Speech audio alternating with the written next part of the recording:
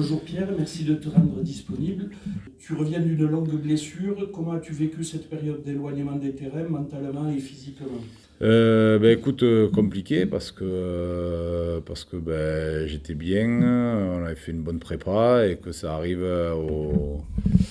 au dernier match de préparation. Et puis ouais, voilà, ça a été assez long à revenir. Parce que c'est une grosse blessure aussi et bon, et j'ai plus 20 ans non plus, donc ça prend plus de temps aussi, je pense. Mentalement, ça a été compliqué parce que tu es tout seul, tu vois les copains, tu vois que bon, ça se passe, mais que c'est un peu une situation un peu compliquée pour tout le monde. Tu regardes ça de loin, tu sais, quand t'es pas dans le groupe, c'est toujours un peu particulier. Mais bon, voilà, j'ai bossé, j'ai rien lâché, et puis là, ça revient, j'ai repris le collectif, donc ça va du bien. L'arrivée de Bernard a insufflé un souffle nouveau aussi sur l'ensemble du groupe. Ça a fait du bien à tout le monde, je pense. Donc voilà, c'est un peu une nouvelle saison qui démarre. Et du coup, ça fait du bien de rentrer là-dedans sur ce début d'année. Alors tu parlais du groupe justement. Est-ce qu'ils ont joué un rôle, que ce soit tes coéquipiers, le staff, dans ton processus de récupération ou comment ça s'est passé? Écoute, ouais, après j'avais la chance d'avoir quelques jeunes qui me tiraient encore et qui me disaient voilà, de ne pas lâcher, de continuer et qui leur tardaient que je revienne. Et voilà, donc forcément ça aide. Puis après, comme je te dis, après l'arrivée de Bernard a fait que très vite il m'a intégré aussi au projet et voilà, donc ça a ouvert de nouvelles perspectives et du coup c'était plutôt cool pour moi et ça m'a insufflé aussi de la fraîcheur parce que là forcément ça fait avec la saison dernière où ça a été compliqué, où j'ai enchaîné les petits pépins, et là, cette grosse blessure, forcément, c'est pas la meilleure période de ma carrière. Il vaut mieux que ça arrive à la fin qu'au début, mais bon, c'est jamais agréable d'être blessé, et voilà, donc non, non, ça, heureusement qu'il y a eu, ouais, qu'il y a eu quelques mecs autour qui m'ont aidé, enfin, qui ont continué à me tirer un peu, et voilà, dans les périodes où c'était un peu plus compliqué, mais bon, après, j'ai pour tempérament de ne pas lâcher, donc voilà, je me suis accroché depuis le début. Ouais. Alors tu nous parlais de l'arrivée de Bernard. Bernard et Meadji, dans les dernières conférences de presse, nous ont parlé de ton nouveau rôle avec l'équipe première. Est-ce que tu peux nous en dire un petit peu plus? Ouais, du coup, quand Bernard est arrivé, il m'a très vite parlé d'intégrer, de vouloir étoffer son staff. Voilà, c'est apparu assez évident pour lui de me missionner un peu sur la défense. Du coup, quand j'étais pas encore avec le groupe, j'ai pu encadrer un petit peu quelques skills et aider sur ce point-là par rapport aux défauts qu'on pouvait avoir. Et ensuite, je travaille sur les vidéos adverses, en analysant le jeu adverse et en essayant de sensibiliser les mecs qui vont jouer sur des facettes du jeu adverse et les opportunités qu'on peut avoir en défense pour se créer des occasions. Donc c'est un début. J'espère rentrer encore plus dans le vif du sujet par la suite. Enfin, le but, il est là aussi, c'est de préparer l'après. Donc c'est une très bonne opportunité pour moi. Bernard est quelqu'un de très pro, donc je me retrouve bien dans ses discours et dans sa manière de bosser, donc c'est plutôt bien pour moi aussi. Alors, tu parlais de ce que tu faisais à la vidéo. Quelles sont les qualités clés d'une bonne défense au rugby pour toi? Pour moi, déjà, il y a énormément de repères collectifs à prendre, d'être précis sur sa mise en place. Et ensuite, c'est un gros travail de communication et de lecture. Après, à ce niveau, on va pas se manquer, enfin, se mentir. Il y a un niveau de jeu qui fait que bon, tu n'es pas obligé d'être aussi agressif que sur le haut niveau. Mais pour moi, le travail prépondérant à ce niveau-là, il est sur la connexion entre les mecs et que les mecs ne sortent pas de la ligne et gardent un rideau homogène avec des intervalles réguliers pour pallier au maximum de situations qui leur seront proposées en attaque. Alors, tu parlais de communication. On voit les joueurs parler beaucoup entre eux pendant les phases de jeu aux entraînements. Comment gère-t-on la communication entre les joueurs pendant les phases défensives?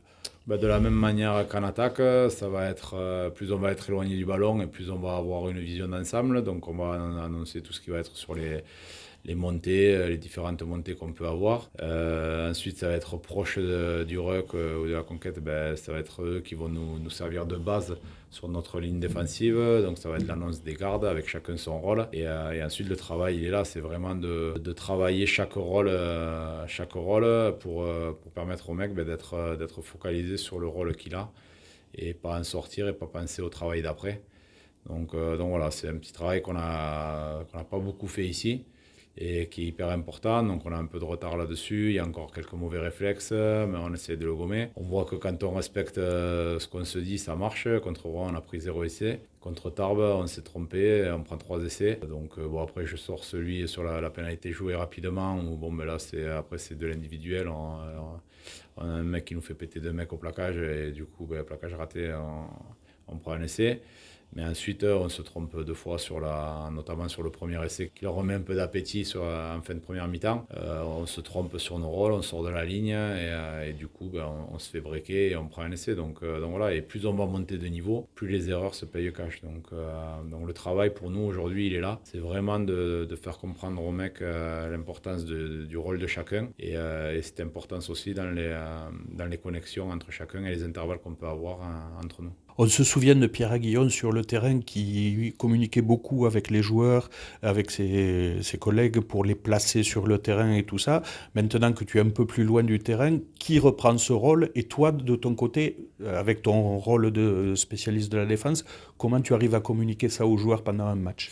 Alors j'essaie de cibler un peu les leaders qu'on peut avoir en défense sur les postes. J'en demande beaucoup au troisième lignel, enfin au troisième ligne en général, qui ont un rôle prépondérant sur la liaison entre les rapides et les lents, pour essayer justement de garder en alerte les plus lents qui peuvent des fois se laisser un peu dépasser. Après les centres aussi, de par leur poste, pour moi c'est les chefs de la défense, donc c'est à eux de communiquer énormément. Mais après, voilà, j'essaie d'apporter. Eux, ils l'ont par leur poste, en fait. Ils ont cette responsabilité de par leur poste.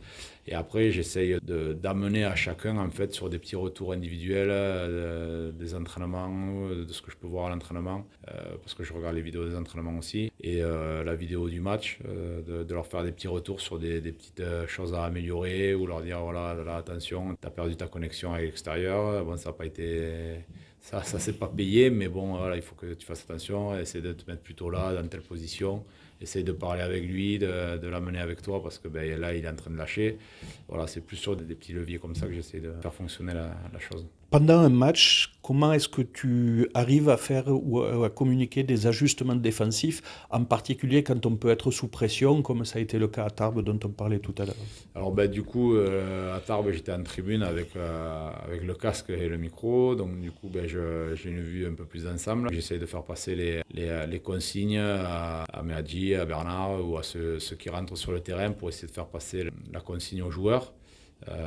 Et après, voilà, on essaie d'adapter. Ça, c'est le rôle que j'apprends un peu aussi. C'est pas évident. Le premier match, c'est qu'ici, contre Rouen, j'avais tendance à envoyer beaucoup d'informations d'un coup. Voilà, il faut que j'apprenne à canaliser un peu tout ça, à être un peu plus précis et à cibler mes interventions.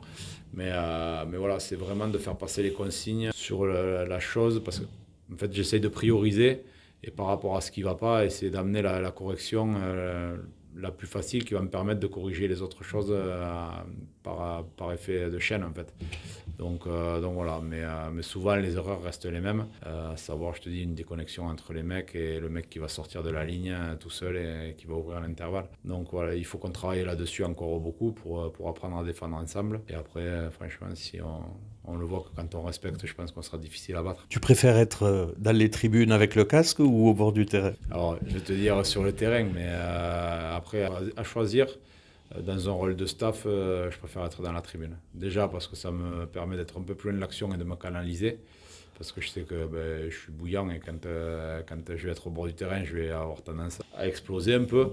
Alors que là, ben, ça me permet d'être un peu plus loin de l'action, d'avoir une vue un peu plus ensemble et d'être plus réfléchi et plus posé sur mes analyses. Comment prépare-t-on un déplacement chez un cadre de la division qui est connu pour être très difficile, puisqu'on prépare quand même un déplacement à Chambéry qui est en ce moment en tête et qui est très très dur à battre à la maison? C'est une grosse équipe qui nous ressemble un peu dans la manière de jouer, qui est très organisée. Nous, aujourd'hui, on est quand même sur un centrage plutôt sur nous, dans la mesure où l'arrivée de Bernard a changé pas mal de choses. Donc, on travaille énormément sur nous, même si forcément, on regarde un peu ce que va nous proposer Chambéry, enfin on le regarde, mais voilà, on est quand même beaucoup plus centré sur nous. Là, on a eu la chance de ne pas jouer ce week-end. Donc ça nous laisse un peu plus de temps aussi pour préparer le match. Donc cette semaine, on a été vraiment centré sur nous-mêmes avec du travail technique un peu plus particulier pour rentrer dans le détail.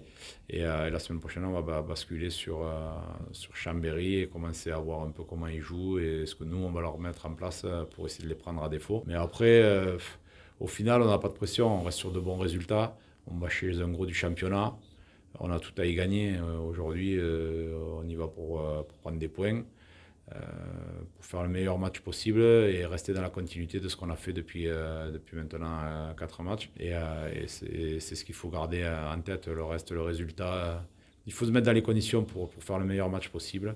Après, le résultat, c'est la conséquence. Dans ta carrière, tu as joué dans plusieurs clubs. Quel est l'entraîneur qui t'a le plus marqué et l'entraîneur qui t'inspire le plus aujourd'hui? Ça, c'est une question difficile parce que j'ai eu des grands monsieur quand même. C'est difficile pour moi d'en séparer quelques-uns parce que je les mets un peu au même niveau, mais ils m'ont amené sur différentes choses. Le premier que je citerai, c'est Henri Broncan, qui est venu me chercher à Montréal du Gers et qui m'a permis à une période de ma vie qui était un peu compliquée d'être l'homme que je suis aujourd'hui, en me faisant sortir un peu de tout ça.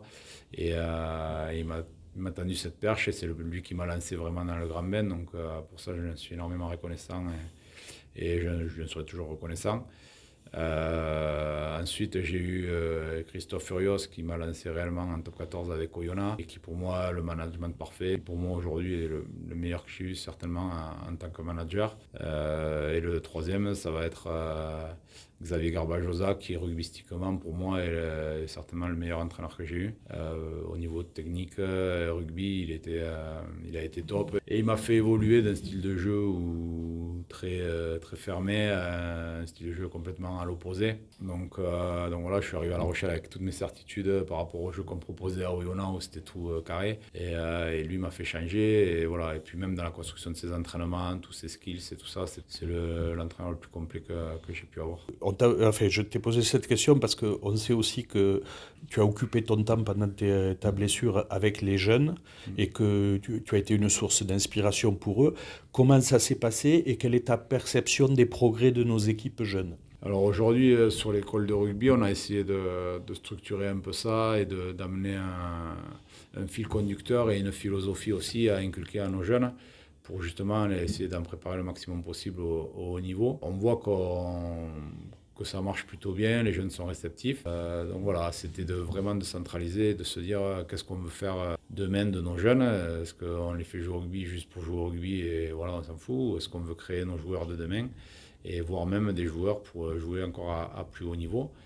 Je pense qu'il y a un bassin intéressant sur le Carcassonnais avec énormément d'enfants. Je trouvais un peu dommage de ne pas en sortir plus que ça. Maintenant, il y a encore énormément de travail à faire. Il faut arriver avec aussi tout ce qui est sur le bénévolat. Forcément, ça rend les choses un peu plus compliquées. On peut être un peu moins exigeant que quand on paye quelqu'un pour faire un travail.